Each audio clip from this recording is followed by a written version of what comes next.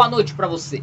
A partir desta quarta-feira, quem mora no estado de Pernambuco vai deixar de ter a obrigação de utilizar máscaras em ambientes fechados. O anúncio foi feito no final desta manhã pelo governo do estado.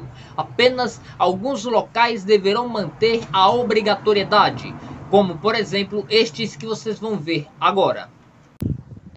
Ainda seguem com a obrigatoriedade: transporte público como ônibus, metrô, terminais, estações e plataformas, ambientes escolares e acadêmicos, e hospitais e unidades ou consultórios de saúde em geral. O anúncio foi feito pelo governador Paulo Câmara em pronunciamento no final da manhã de hoje. Ele, para poder justificar a sua decisão, depois de 2 anos com o uso desse acessório nas pessoas, ele traz as justificativas de que Pernambuco teve uma redução no número de casos e mortes por Covid, mas ele também pede cautela à população. Vamos ver o pronunciamento dele na íntegra a partir de agora. Amigas e amigos, no último sábado encerramos mais uma semana, com todos os indicadores da pandemia em queda.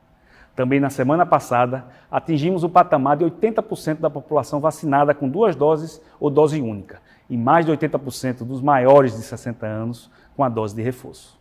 Esses números nos dão condições de avançar mais um passo no nosso plano de convivência com a Covid e encerrar a obrigatoriedade do uso de máscaras em locais fechados a partir de amanhã, 20 de abril.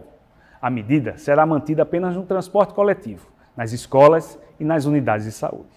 Foram 2 longos anos com a necessidade do uso de máscara, como medida preventiva, e só está sendo possível essa flexibilização pela consciência e compromisso da absoluta maioria da população, que acreditou na ciência e nas orientações das autoridades sanitárias.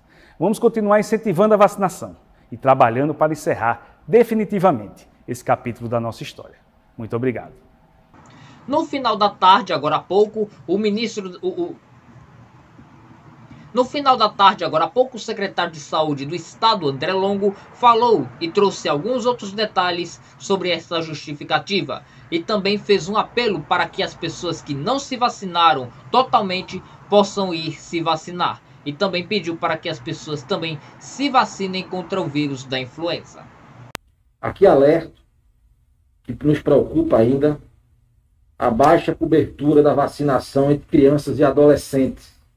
Entre os jovens de 12 a 17 anos, a cobertura da primeira dose está em 73% e a da segunda dose em apenas 54%.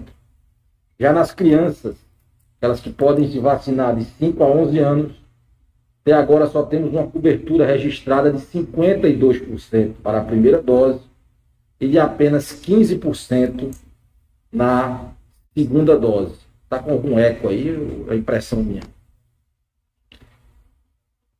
Ressalto que, além de proteger do coronavírus, as máscaras são efetivas para evitar a contaminação por outras doenças, até porque ainda estamos passando pelo nosso período de sazonalidade. E apesar da baixa positividade para a Covid-19, outras enfermidades, até mais graves para as crianças, estão circulando.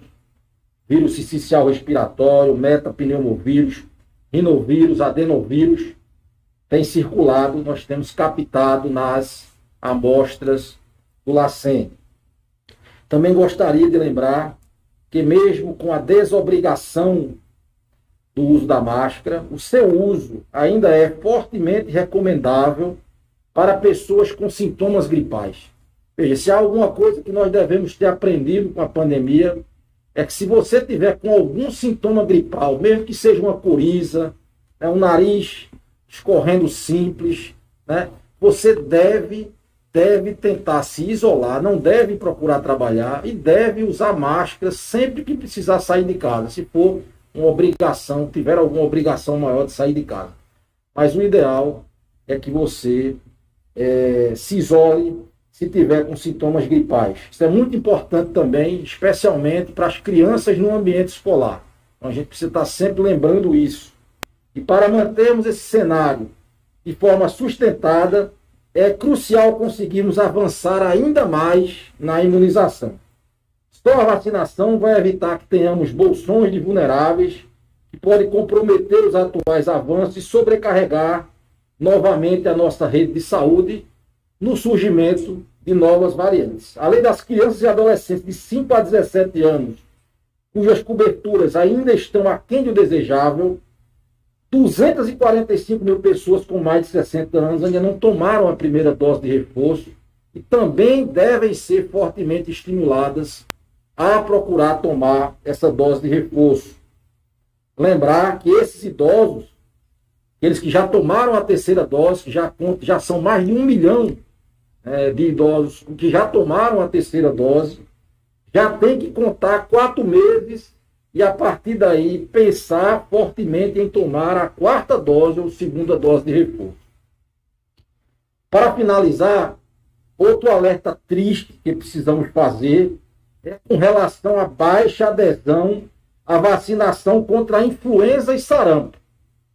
Apesar de estarmos entrando na 3ª semana de campanha, apenas temos registro de 9% dos idosos e 15% dos trabalhadores da saúde que foram imunizados contra a gripe em todo o estado. Não podemos esquecer que vivenciamos entre dezembro de 21 e janeiro deste ano a maior epidemia de influenza que o estado já enfrentou em toda a série histórica. Por isto, pior até mesmo, né, essa nossa epidemia foi pior até mesmo que os danos causados pela Ômicron em seguida. Então fazemos realmente um chamamento para que todos os idosos acima de 60 anos procurem os postos de saúde mais próximos de suas casas para tomar a vacina contra a influenza. Lembrando que a vacina atual tem o componente H3N2, que foi o componente que causou esta maior epidemia da nossa história em termos de influenza. Então, esse componente é fundamental para que as pessoas consigam adquirir a imunidade.